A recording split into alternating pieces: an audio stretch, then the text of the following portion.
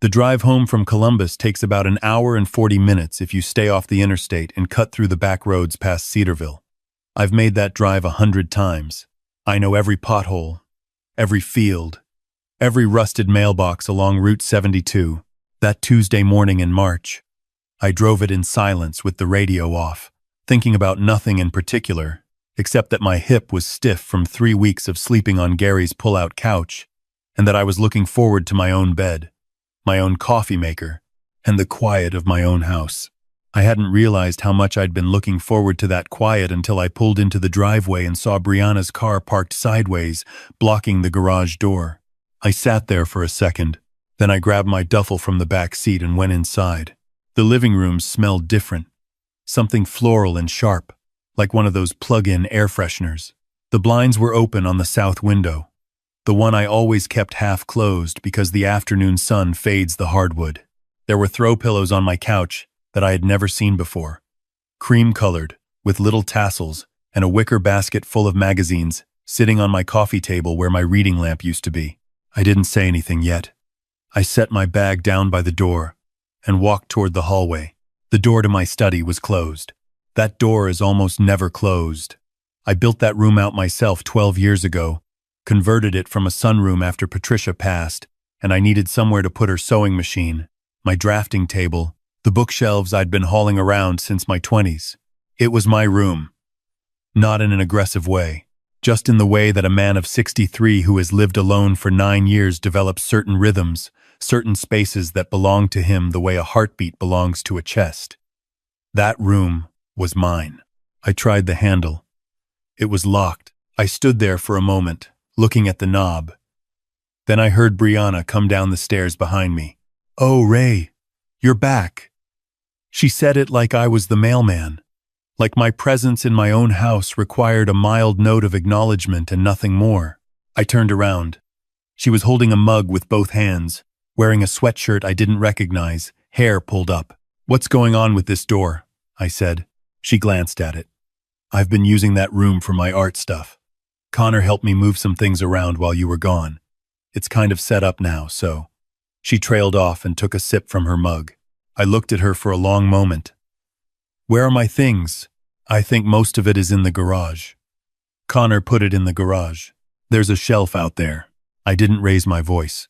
Patricia always said that was the thing about me that unnerved people, that I get quieter when I'm angry, not louder. I took one breath through my nose and said, "I'd like the key." Brianna looked mildly inconvenienced. "I don't think there's a key. Connor just put that little latch on so it would stay closed while I'm working." "A latch? It's not a big deal, Ray. You were gone for 3 weeks and the room was just sitting there." I walked past her to the garage door at the end of the kitchen hallway and pushed it open. My drafting table was shoved against the far wall underneath a workbench. Both leaves were folded down.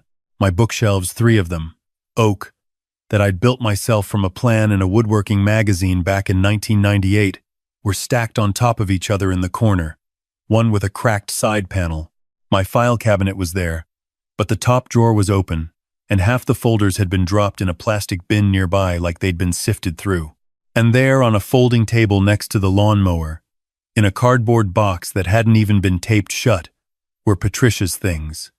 Her ceramic robin, the framed photo of us from our trip to Gatlinburg in 2003, her copy of the Bible with the torn cover that had sat on my desk for 9 years because I couldn't think of anywhere else that felt right for it. I picked up the Bible, held it. Brianna had followed me to the garage doorway. She said something about how she'd been careful with everything, how she'd made sure nothing got damaged. I didn't hear most of it. I set the Bible down gently. Then I walked back through the kitchen, picked up my duffel bag from the front hall, and went upstairs to my bedroom. I sat on the edge of the bed for about 10 minutes, just breathing. Connor and Brianna had been living with me for 2 years and 4 months. He'd called me in October of the year before last, 31 years old at the time, telling me that the logistics company he'd been managing contracts for had laid off half its workforce, and he and Brianna were struggling with the rent on their apartment in Fairborn. I said, of course. I said, stay as long as you need. I meant a few months, maybe 6, maybe 8, long enough to get back on their feet. I'd been generous with that timeline, I thought. I hadn't charged them anything. I'd adjusted my routines without making an issue of it. I'd given them the larger guest room and moved the things from the small guest room down to the study so they'd have closet space. 2 years and 4 months of that arrangement, and at no point had I stopped thinking of them as guests. I'm not sure they thought of themselves that way. I went back downstairs that afternoon when I heard Connor's truck in the driveway. He came in through the side door with a fast food bag, dropped his keys on the counter, and said, "Hey," like he was surprised to see me, though not particularly. I was standing by the kitchen table with my arms crossed, which is not normally how I stand. And I think he noticed that, because his expression shifted slightly. "When did you get back?" he said. "About an hour ago," I said. "I'd like to talk to you about the study." He nodded slowly and set the food bag down. "Yeah, so Brianna has been wanting a space for her art stuff for a while now, and honestly that room was just sitting empty, Dad. It's not like you were in there every day. It's not about how often I was in there. I know. But you were going to be gone for 3 weeks, and she needed somewhere to work. And it just made sense. We can put things back, if it's a big thing. One of the shelves is cracked." He frowned slightly. "Which one?" "The middle one. Oak. I built that shelf." He had the grace to look briefly sorry. "I didn't know that happened. I can look at it." "Connor." I said his name flat and even. "Your mother's things were in a cardboard box next to the lawnmower." He didn't say anything for a second. Then, "We were careful with it. It wasn't a storage unit," I said. "That room wasn't empty. It was full of things that belonged to me. And some of them belonged to your mother. And neither you nor Brianna had any business moving any of it without asking me first. You were in Columbus. I have a phone." He looked away, jaw tight. I didn't think it was going to be this big of a deal. That sentence. I've turned it over in my mind many times since then, the way you turn over a stone to see what's underneath. I didn't think it was going to be this big of a deal. Not, "I'm sorry." Not, "I should have asked." Just a measurement of my reaction against his expectations and a quiet implication that my reaction was the problem. I said, "How are the job applications going?" He looked at me. "What? You've been here 2 years. I've asked you a few times. Last time you told me you had some leads with a freight company out of Springfield. That fell through." "When?" "In December." "It's March." He picked up his keys from the counter and turned them over in his hand. "I've been looking, Dad. It's not like I'm just sitting around. What did you do today?" He looked at me with something that wasn't quite anger but was adjacent to it, the look of a man who has gotten comfortable and doesn't appreciate the comfort being noticed.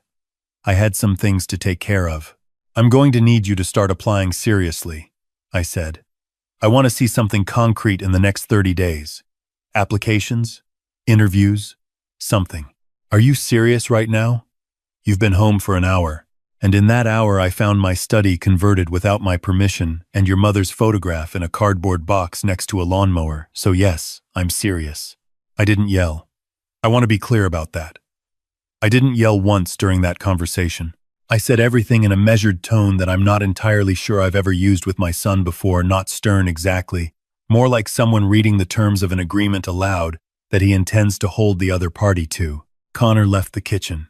I heard him go upstairs and close the bedroom door. I stood in the kitchen for a while, and then I went to the garage and brought Patricia's things back inside one at a time and set them on the kitchen table until I decided what to do with them. That night I called my brother Gary, who was still recovering well from the knee replacement and had spent 3 weeks watching me cook his meals and drive him to physical therapy without once being anything other than grateful. I told him what had happened. Gary said, "Raymond, you should have kicked them out when they stopped looking for work." Gary has a talent for being right about things in retrospect. Over the next several days, I watched my house with the particular attention of a man seeing something he'd stopped looking at. Brianna had rearranged the cabinet above the refrigerator. She'd moved my socket wrenches from their hook in the garage to accommodate a storage rack she'd bought. She'd replaced the bathroom hand towels with ones that matched a color scheme I hadn't agreed to. She'd put a small whiteboard on the refrigerator for a weekly meal plan that listed her dietary preferences at the top like a header. None of these things was catastrophic on its own. Together, they made a picture. I also discovered, going through some mail that had accumulated on the counter while I was gone, that our electric bill for February was $340. I don't run the heat above 68. I'm a retired electrician. I know what it costs to heat a 1,400 square foot house in February in Ohio. $340 meant someone had been running the heat above what I'd asked more or less continuously while I was away. I also discovered that my neighbor Frank had knocked on the door twice the week before, per a sticky note he'd left, asking about a noise complaint from Hendricks, the man 2 doors down. Brianna apparently had her friends over on a Saturday evening while I was in Columbus. Frank told me the music was going past midnight. I sat with all of this for a few days. I'm the kind of man who likes to be sure. Patricia always said I deliberated too long, that by the time I made up my mind, the moment had passed. She was right about a lot of things, but I'm not sure she was right about that. When I make up my mind, I make it up all the way. On a Saturday morning about a week after I'd gotten home, I asked Connor and Brianna to sit down at the kitchen table with me. Brianna brought her coffee. Connor sat with his elbows on the table and the look of someone who expects an inconvenient conversation and has already decided not to be moved by it. I told them calmly that I needed the study restored to its original state by the end of the following week. I told them the cracked shelf needed to be repaired or replaced. I told them I would be setting new house rules regarding utilities, guests, and noise going forward, and that I had written those rules down and would leave a copy on the counter for them to read. And then I told them that I thought 30 days was a reasonable amount of time for them to find their own place, and that I expected them to start looking immediately. Brianna set her mug down. "Are you asking us to move out?" "I'm telling you I think it's time," I said. "You've been here over 2 years. I think that's long enough for a temporary situation." "Temporary," Connor said. He said it with a faint laugh that was supposed to communicate that I was being unfair, that reasonable people would not define 2 years as temporary, that my expectations were out of proportion. I know my son. I know how he argues. "That's how it was described when you asked to come," I said. "I have the text messages if you'd like to look at them. I don't say that to be cruel. I say it because I am an honest man and I believe in clear information. I had reread those messages the night before, November of the year before last. Dad, I know this is a big ask. It's just temporary, I promise. We just need to get back on our feet." Those were Connor's words. I hadn't forgotten them. I don't think he had either. But he had chosen to let them get soft around the edges, and I hadn't. Brianna said that they had put a lot of time and energy into this house, that they'd done things for me while I was gone, that it felt unfair to be asked to leave on such short notice. I asked her to list the things they'd done for the house. She mentioned some cleaning and a light bulb she'd replaced in the upstairs hallway. I mentioned the electric bill. She said that wasn't the point. Connor said that 30 days wasn't enough time to find a place in this market. I said 60 days then, counting from today. He said that felt like an ultimatum. I said it was an agreement, and that I hoped we could treat it like one. He pushed back from the table and said he needed some air and went outside. Brianna sat for a moment looking at me with an expression I've seen on people who have just discovered that a door they thought was unlocked isn't, and then she took her coffee upstairs.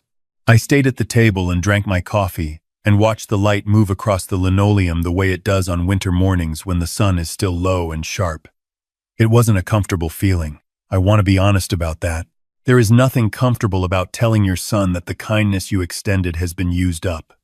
It doesn't matter how right you are. It sits heavy. But here is what I also felt, and I think this is the part that matters. I felt like myself. I had not felt entirely like myself in my own house for a long time. Connor and Brianna were quiet that day and the next. On Monday, Connor came downstairs while I was having breakfast and said he'd spoken with Brianna and they understood and that they would start looking. He said it stiffly, but he said it. I thanked him. He poured himself a glass of water and went back upstairs. It was not a warm conversation, but it was a real one, and I'll take real over warm most days. Over the following 2 weeks, they began looking in earnest. I know because I could hear Connor on the phone in the evenings, and because Brianna mentioned a couple of apartments they'd toured. I stayed out of it. I didn't ask for updates. I just held to the agreement and let them work. What I did do, quietly, was call my attorney. Her name is Dolores, and she's been my attorney for 11 years. and she has the particular quality of a woman who has seen everything and is surprised by nothing. I explained the situation. She asked several questions. We talked for about 40 minutes, and at the end of it she said, "Raymond, the things you want to do are all sensible, and you should have done a couple of them sooner." I told her that was fair. I had her update my will. I won't go into every detail, but I made certain changes that better reflected my current circumstances and my current thinking about what my estate should do and who it should benefit. Connor remained in it. He is my son, and I love him, and I had no intention of being punitive, but I made adjustments. I also had Dolores draft a formal license to occupy termination letter that I held in reserve in case the 60-day agreement wasn't honored. I didn't tell Connor about any of this at the time. That is the part some people might call cold. I've thought about it. My reasoning was this. The agreement was still being honored. Connor was looking for apartments. If the situation changed and they stopped cooperating, the letter was there. If they followed through, the letter would never be needed. Telling him about the legal steps I was taking would have introduced conflict into a process that was going smoothly. And for what? To be transparent? I was transparent where it mattered. I had told them plainly what I needed. I was following through plainly. What I did with my own attorney and my own paperwork was my own business. I did have one harder conversation. About 3 weeks into the 60 days, Connor sat down with me after dinner. Brianna had gone to a friend's place, and he said, in a way that was less guarded than he'd been in a while, that he knew things had gotten out of hand. He didn't make a list of apologies. He's not that kind of man. But he said it. He said he thought he and Brianna had started to treat the house like it was theirs, and he could see now how that had happened and why it wasn't all right. He said the thing with the study was wrong and he was sorry about it. I listened. I told him I accepted that. I told him I also thought he and Brianna would be better off with their own space, not as a punishment, but because I genuinely believed it. I said that living in someone else's house, even someone who loves you, has a way of stunting things that should be growing. He looked at the table for a while, and then he nodded. That was probably the best conversation Connor and I have had in several years. I'm glad it happened. I wish it had happened sooner. They found an apartment in Beaver Creek 6 days before the 60 days were up. 2 bedrooms, reasonable rent. Close enough to the Springfield corridor that Connor had real options for work. He had 3 job interviews lined up by the time they signed the lease, which was 3 more than he'd had in the previous several months. Pressure, it turns out, is clarifying. Moving day was a Saturday in early May. I helped them load boxes into the truck, and I drove to Beaver Creek with them and helped carry things up to the 2nd floor. Brianna was quiet most of the day, but not hostile. Connor was tired and efficient in the way men are when they're doing physical work and trying not to be emotional about it. When we were done, I shook his hand and he pulled me into a brief hug that caught me a little off guard. I drove home with the windows down. I spent that first evening putting the study back together. The repaired bookshelf, Connor had taken it to a furniture shop and had it fixed properly, which I gave him credit for, was back against the east wall. My drafting table was back by the window. I put Patricia's Bible on the corner of the desk the way it had always been, and I put the Gatlinburg photo on the shelf at eye level where I could see it from the chair. It was a warm evening for May. I opened the window and let the air in. The maple in the backyard had come fully in by then, and it made a sound the way maples do when there's a breeze, that particular layered sound like paper and water mixed together. I sat in my reading chair with a glass of bourbon, and I didn't read anything. I just sat there in that room that was mine again. It wasn't triumph, exactly. It wasn't the feeling you get from winning a thing. It was quieter than that. It was more like the feeling of coming back to something you'd almost let go of, putting your hands around it and finding it still warm. I thought about Patricia. I thought about how she would have handled this differently. She had a gift for keeping the people she loved close without losing herself in the process, and that was never my particular talent. I thought about Connor as a boy. The summer he was 11, and we built a Pinewood Derby car in this exact room, the 2 of us at this exact table, and how he'd been so precise about the measurements. I wondered how you get from that to a man who puts his father's things in a cardboard box without asking, and I didn't have a complete answer. Probably there isn't one. I've talked to Connor 3 times since they moved out. The conversations have been easier than they were for a while. He has a job now, regional dispatch manager for a freight carrier out of Dayton, decent salary, something he can build on. Brianna is teaching a ceramics class on Thursday evenings at a studio in Yellow Springs, which is apparently something she's wanted to do for years. I didn't know that about her. I don't know if she did either, until she had her own space to figure it out. My house is mine again. That sounds like a small thing to say at the end of a long story, but I mean it literally, and I mean it in every other way too. The towels in the bathroom are the ones I chose. The heat stays where I set it. I can walk to the kitchen at 6 in the morning in the silence that I like, and make coffee the way I make coffee and stand at the window looking out at the backyard without explaining myself to anyone. There are people who would say I was too rigid, that a man with a grown son and a house with extra rooms should have been more accommodating, should have found a way to share the space more graciously, should have prioritized the relationship over the inconvenience. I've heard that argument. I understand it. I don't think the people making it are wrong about relationships mattering. I think they're wrong about what accommodation means. Accommodation isn't handing someone the keys and stepping back until you can't find yourself anymore in your own home. Accommodation has a limit. And the limit is the place where generosity curdles into something that doesn't serve anyone. Not you. Not the people you're supposed to be helping. When I let Connor and Brianna come 2 years and 4 months ago, I was generous. When I let that arrangement stretch without structure or expectation, I stopped serving anyone. Not them. And certainly not myself. The robin is back on the study windowsill. Patricia bought it at a craft fair in Dayton in the fall of 2009. She said she liked it because it looked alert, like it was about to say something. She was right. It does look like that. I've been looking at it for 15 years, and every time I notice that expression, that ready, watchful look, I think about her, and I think about the fact that she always knew what she wanted and where she stood, and she never apologized for either. I try to take the lesson when I can. My brother Gary drove out from Columbus last month for the weekend. We sat in the study for most of Saturday evening talking, the way we used to in our father's garage when we were young and the nights were long and nobody was asking us to be anywhere. He asked me if I had any regrets about how I handled things. I told him I regretted that it took me as long as it did to say what needed to be said. He said that sounded about right for me. I said yes, probably. Then he asked if there was any more bourbon, and I got up and got it. And we sat in the room that is mine and talked until it was late, and the maple outside had gone quiet, and the whole street had gone quiet, and there was nothing left to say except good night.